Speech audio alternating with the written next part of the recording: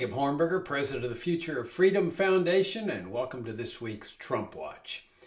Well, interesting things happening in the tariff front. As everyone knows, Trump has essentially decreed himself to be a tariff king. He wields the power and exercises the power to raise taxes on the American people willy-nilly, arbitrarily. And of course, that's what a tariff is. It's a tax. It's a sales tax on the purchase of goods that are produced or manufactured by some foreign citizen or some foreign company. And Trump has said that he wields the authority to declare a national emergency, which Congress apparently delegated to him.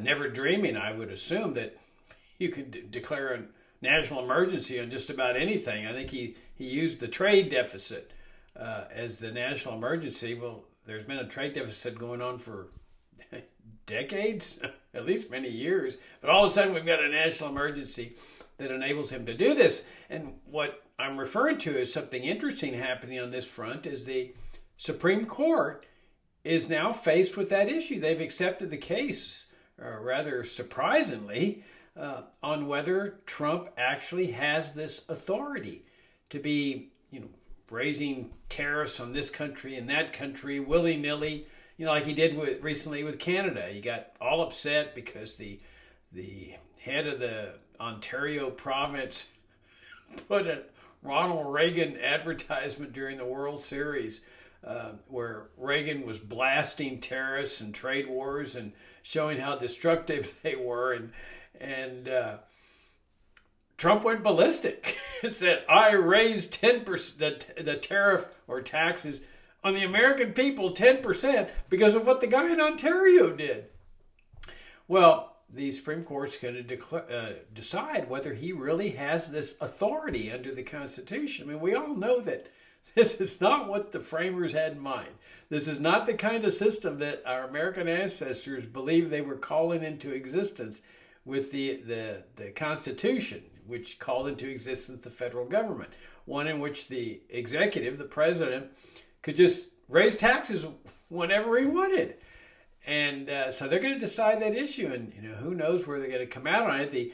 The Trumpsters, the lawyers representing Donald Trump in the Justice Department are saying, this would be a tremendous upheaval to upend this whole system that we've had for months now of tariffs on all over the world, and you're interfering with foreign policy and so forth. But what difference does that make if it's unconstitutional? If it's illegal, it's illegal.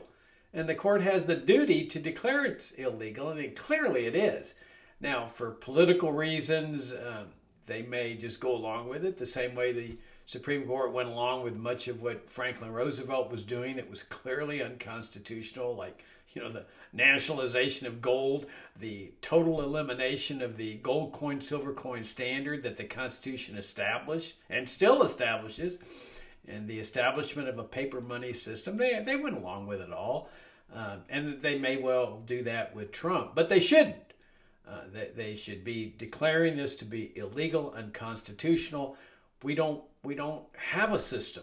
Our ancestors did not bring into existence a type of system. The framers didn't do it with the Constitution, where the president can willy-nilly, on his own initiative, raise taxes, whether it's income taxes or tariffs or any other sort of tax.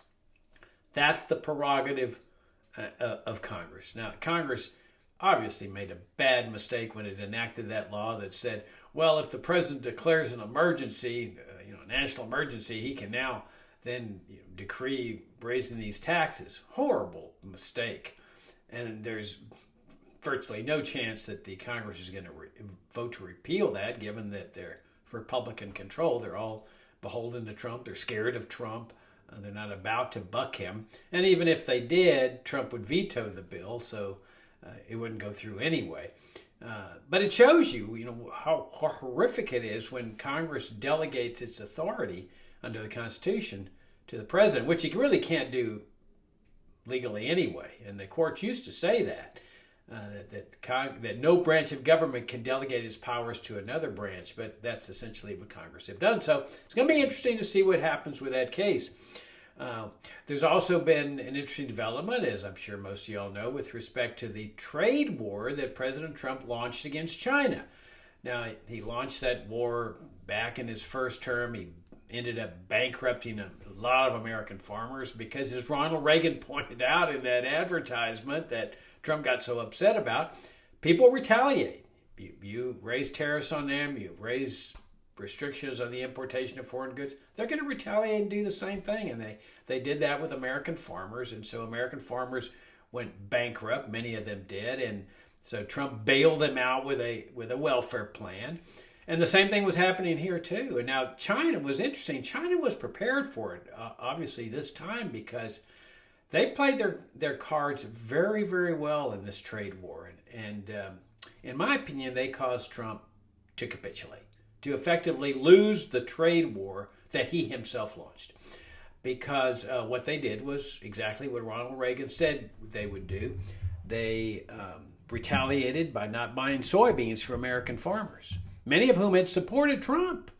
And so they just shifted their soybean purchases to Argentina, which ironically, Trump is bailing out of their monetary problems with U.S. taxpayer money, notwithstanding the fact that the national federal debt has now exceeded $38 trillion. Apparently, there's still plenty of money to go bail out foreign regimes. But they've been selling soybeans there to China because of this trade war. And so the soybean farmers have been sliding into bankruptcy.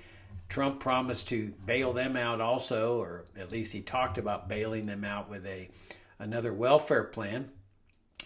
With the tax monies that the tariffs are brought in, which is kind of interesting because Trump kept saying, oh, the foreign nations are paying this, the foreign nations are paying. And then he turns around and says, oh, with all this tax money that the U.S. government has from tariffs, whoops, yeah, tax monies that are coming from the American purchaser of these goods and services.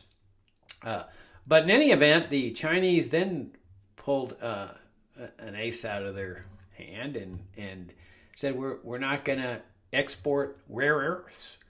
Well, over the last several years, they've essentially taken control over the rare earth industry. The American businesses couldn't compete against them, and they essentially controlled, 97% of the market. Well, the Pentagon, guess who uses rare earths to build their weaponry, their war machine? You got it, the Pentagon, the CIA, the NSA, the National Security Establishment. So you know darn well what happened. I mean, they went to Trump, undoubtedly, that's my opinion, and said, you will capitulate here. We need our weapons. How are we going to be bombing people around the world and so forth? And so Trump capitulated. They entered into some temporary deal lasting a year where the Trump's tariffs are dropped down to some reasonable or quote reasonable level, one that the Chinese could live with. They agreed to start buying soybeans again from American farmers, and they lifted these restrictions on soybeans. But they effectively won this war, at least for a year now. Trump had to capitulate. And then there's another factor, which I think Trump may have forgotten, and that is that China is a huge holder of U.S. debt.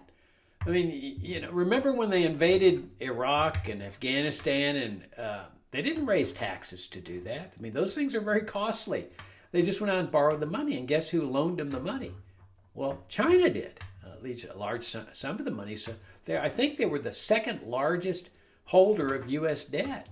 And so the threat always was that China could just dump their U.S. treasuries or bills and notes and stuff onto the market, cause a cratering of the dollar.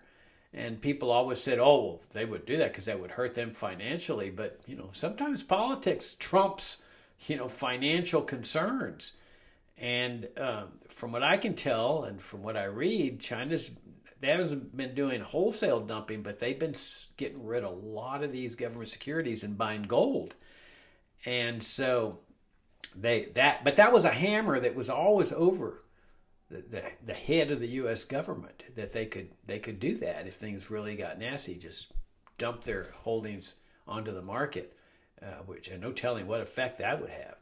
But in any event, so that all that so-called crisis is now diminished. The battle, of course, between the NATO forces, which is the Pentagon, and Russia continues. Trump's been trying to pressure Russia into settling the case, but Russia will never settle as long as NATO's in existence. They should have abolished NATO at the end of the Cold War. It's an old Cold War dinosaur. Really should never have it never should have come into existence in the first place. This notion that the Soviet Union was going to attack Western Europe was pure nonsense. They were devastated. Nazi Germany had devastated the Soviet Union, their entire industrial capacity. The last thing they wanted was another war, especially when the war would be against a power, the only power that had nuclear weapons and the will to use them against populated cities. They weren't about to start a war. But they bring this whole NATO dinosaur into existence, and it should have gone out of existence. And that's what has provoked this crisis. This is what Trump and other U.S. officials will not confront. That there's a real ideal solution to this whole thing over there in Ukraine. Just get out of NATO. Dismantle NATO. Get out of it completely. Now the Soviet Union doesn't have to worry anymore about NATO troops and U.S. nuclear missiles there on its border. People say, oh, well, they shouldn't worry anyway because the U.S. government is a peace-loving nation. Are you kidding me? I mean, this is one of the biggest killing machines that has ever existed in history. I don't know how many people they've killed since World War II, but it certainly numbers in the millions if you include Vietnam and Afghanistan, Iraq, and all the sanctions and embargoes, and I mean it's a massive killing machine, which causes that. So there's your solution to the whole Ukraine thing is just abolish NATO, and that way NATO no longer controls Eastern Europe, where they absorbed all the former members of the Warsaw Pact because there is no more NATO. And therefore, there's no reason for Russia to be concerned about U.S. nuclear missiles on its border, or troops on its border, or bases on its border, at least not there in Ukraine. And if we now turn our vision over to Venezuela, we can get a sense of how the Russians feel about this. You see, Trump recently ordered a retesting of America's nuclear weapons. That I don't know what that means. They've said that it doesn't entail exploding nuclear bombs, but that there's speculation as to why he did this all of a sudden. And my hunch is that it was a message to the Russians. And what was that message? Don't even think about coming over here and helping Venezuela. Okay, because Trump is, as everybody knows, has formulated this huge military armada there in the Caribbean. He's bringing warships, aircraft carriers over from the Middle East, and he's got B-52s flying over the area, and of course they're killing people. Drug war suspects that they're killing, which I'll get to in a minute. But Venezuela has been asking for help from Russia. Now, if you follow the logic of Ukraine, where the U.S. is helping Ukraine win this war against Russia, and which much to Russia's chagrin, I mean, Russia understands that this is not a war between Russia and Ukraine. Putin understands that perfectly. This is a war between NATO, which is U.S. controlled, and Russia. They're just using Ukraine as a proxy. And that was, in my opinion, the plan from the very beginning, as a way to degrade Russia or to get regime change where people get upset with Putin and oust him from power and put a pro-U.S. stooge into office there. But now, move over to Venezuela. If the U.S.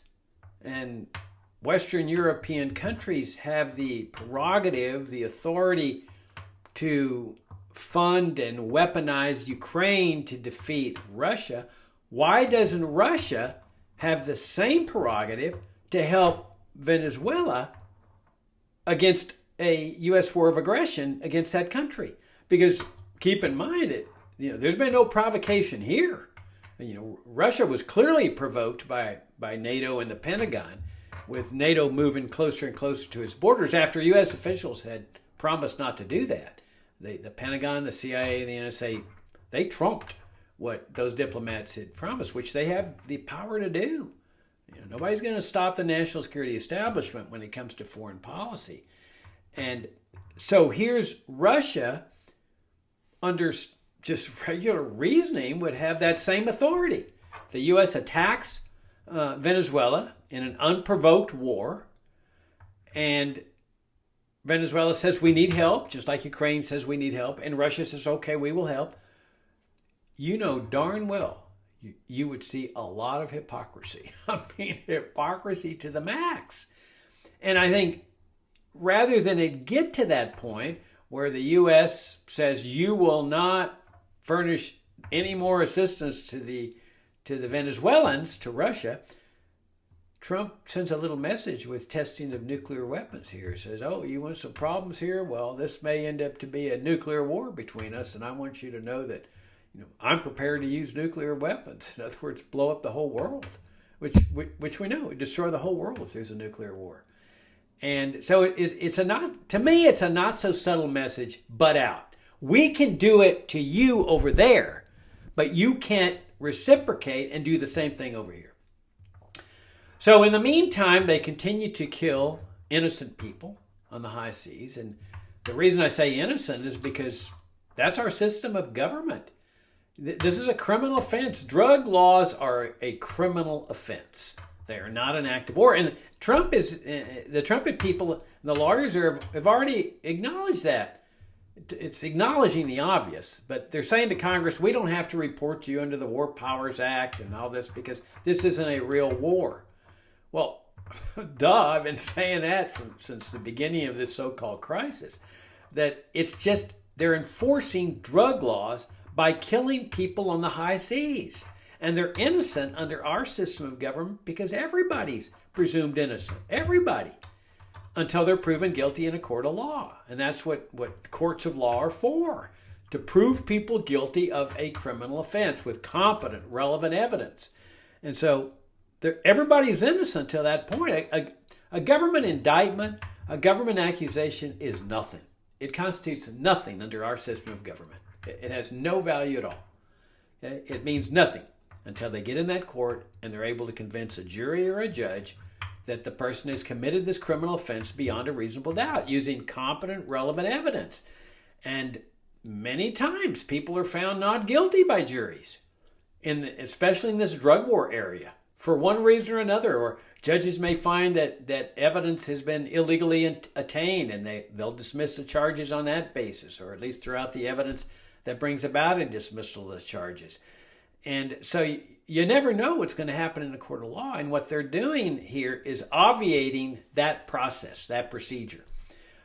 They're over there just essentially assassinating these people. This is state-sponsored assassination, which, under our system of government, under the national security state, ever since it was converted to a national security state, the federal government, they have the power of assassination. And that's what they're doing. They're essentially assassinating people on the high seas without really determining whether they're guilty of the crime. Now, they say we're convinced they're guilty of a crime.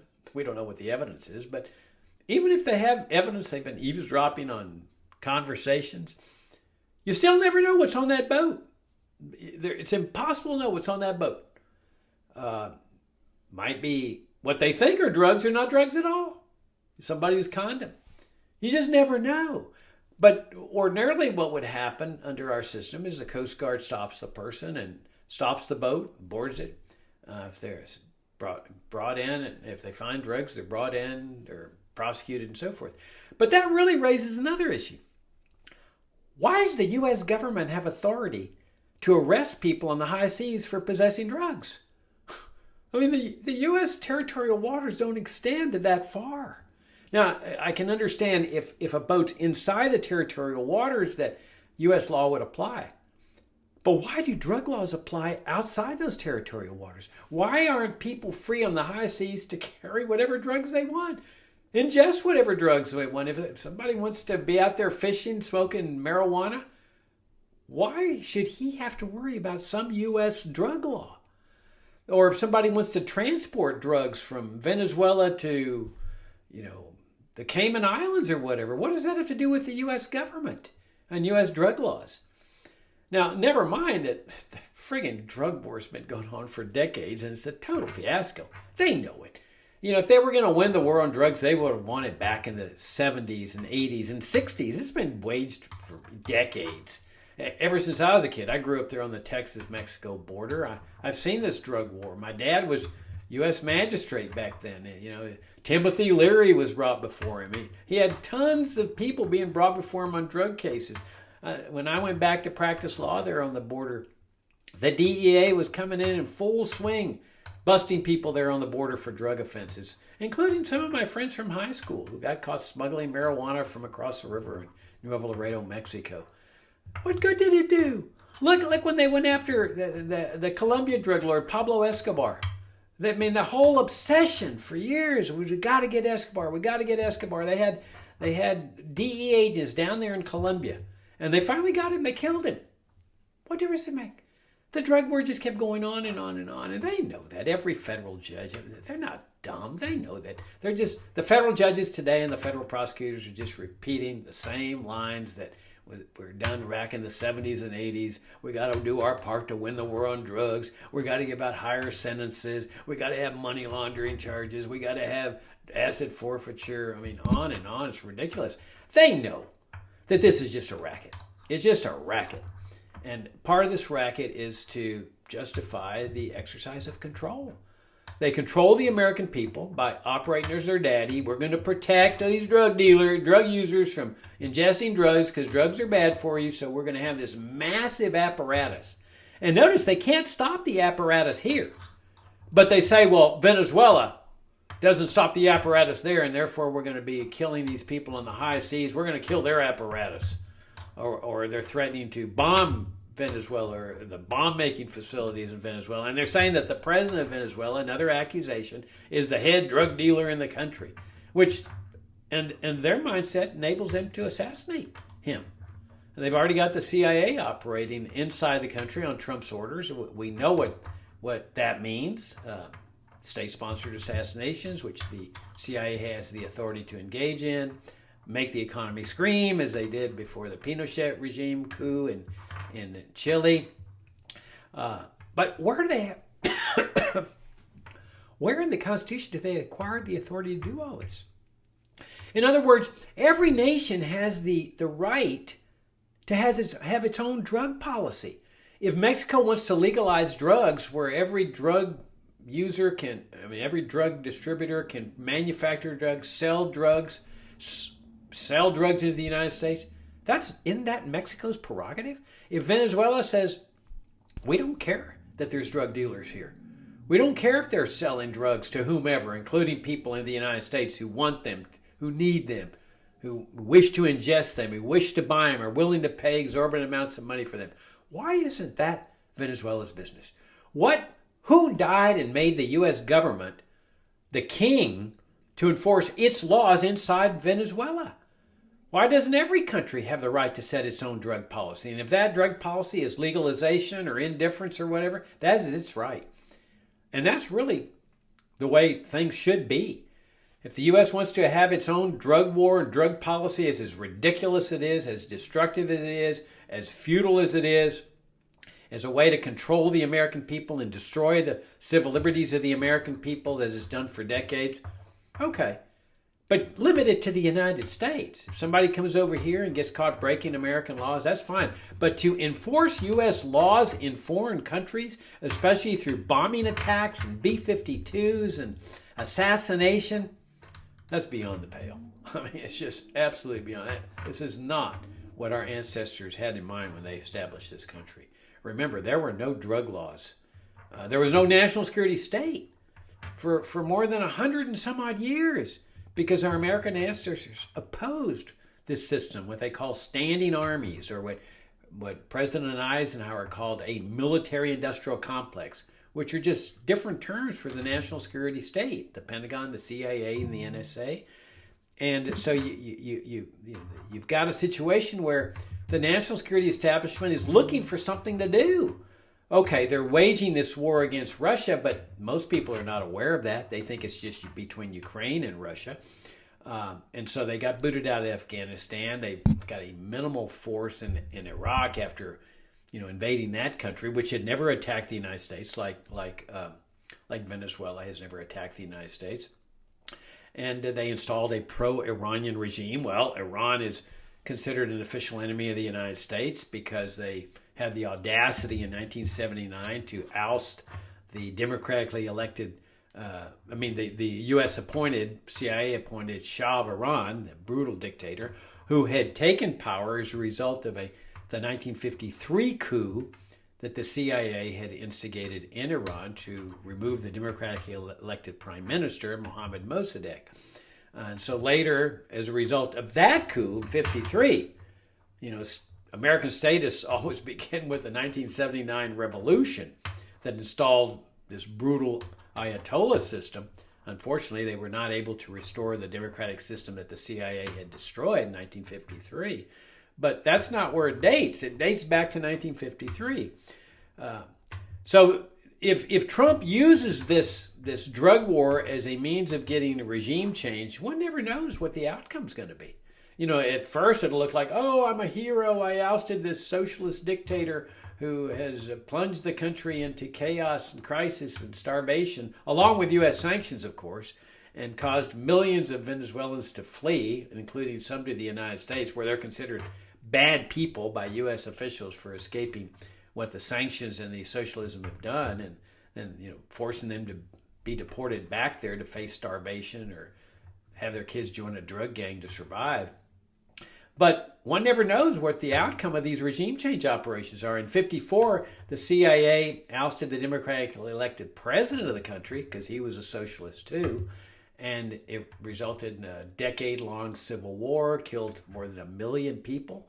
But does the CIA apologize for that, or the national security establishment apologize? No, of course not.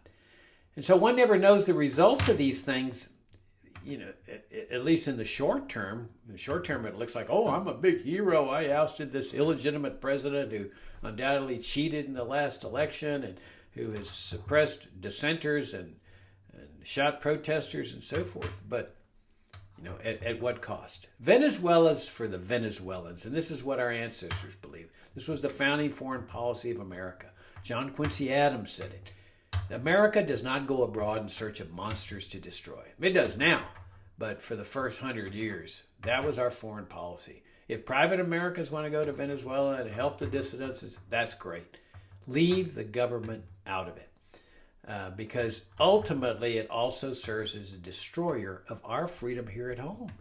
I mean, look what's happened with all these Venezuelans that have been fleeing for their lives, trying to come to the United States just as a way to survive. You've got this massive immigration police state. Oh, they're invading. Oh, we got to have this massive immigration police state that is now expanded beyond the border and going nationwide. So one intervention ends up destroying our own freedom here at home. Now, but Trump has gotten himself into a jam. What does he do? He's got this massive armada. I'm sure he thought that he was going to scare Maduro, the president of Venezuela, into resigning, going into exile in Russia or China or wherever with a few $100 million of taxpayer money. But so far, Maduro isn't budging. And if Trump was bluffing, Maduro seems to be calling his bluff, at least so far. I mean, he may still flee the country. We don't know. But so far, he's not. And so now what does Trump do? As I wrote, several weeks ago, Trump has maneuvered himself into his own trap, whether wittingly or unwittingly, because what does he do now? Does he just kill these really poor people on the high seas? Has he settled for that? I mean, these are not even cartel leaders. These are poor people that are supposedly transporting a rather small amount of drugs in the larger scheme of things. And does he just settle for that and say, okay, I won the war, and he hands out, combat badges to all the military people there. You won the war against these boats and against these boat people. and then send the Armada where? Back to the Middle East to cause trouble there, bomb a few people there, Yemen, Somalia, or wherever. Come on over here to the United States, help occupy American cities. What does he do? I mean, if he does that, Maduro's going to say, I beat the Trumpster. I beat Donald Trump. I won. He got scared of me. My forces were too strong. It's going to solidify his power in Venezuela. And so what's Trump's alternative? Leave the ships there indefinitely? I mean, federal government's got $38 trillion in debt. I mean, I don't know how much that's costing, but it's got to be an enormous amount of money every day. And then, or does he attack Venezuela? And if he attacks Venezuela, he does so under the guise of, well, I've attacked this drug facility here, a drug facility there, which again, he has no authority to do. But if he goes after Maduro and tries to kill Maduro as a drug dealer, which, of course, he would claim he has the right to do because he's killing these other boat people, then where is he then? Does he occupy Venezuela? Does he stay there? Does he keep the troops there? For how long? And then don't forget that if he actually has this power, and it's clear he's exercising this power to kill drug war suspects as terrorists, that power extends to the United States. There's no question about it. The courts have held that it's a global war on terrorism. He can treat American citizens in the same way. It's just a question of the right circumstances. So by cheering for the assassination of these drug war suspects, the status here in the United States are cheering the destruction of our own liberty here at home. Because I guarantee you, if you live under a country where the president can kill you with impunity, that is most definitely not a free country. That's Trump Watch for this week. Thank you all for tuning in. Thanks for your great support of FFF. Keep in mind, we've got our fifth speaker this week, Judge Andrew Napolitano, on special issue of Libertarian Angle with Richard Ebley and me as co-hosts, talking about the critical importance of civil liberties. Hope you'll tune in. That'll be shown on Thursday. Thank you again. Look forward to seeing you all next week.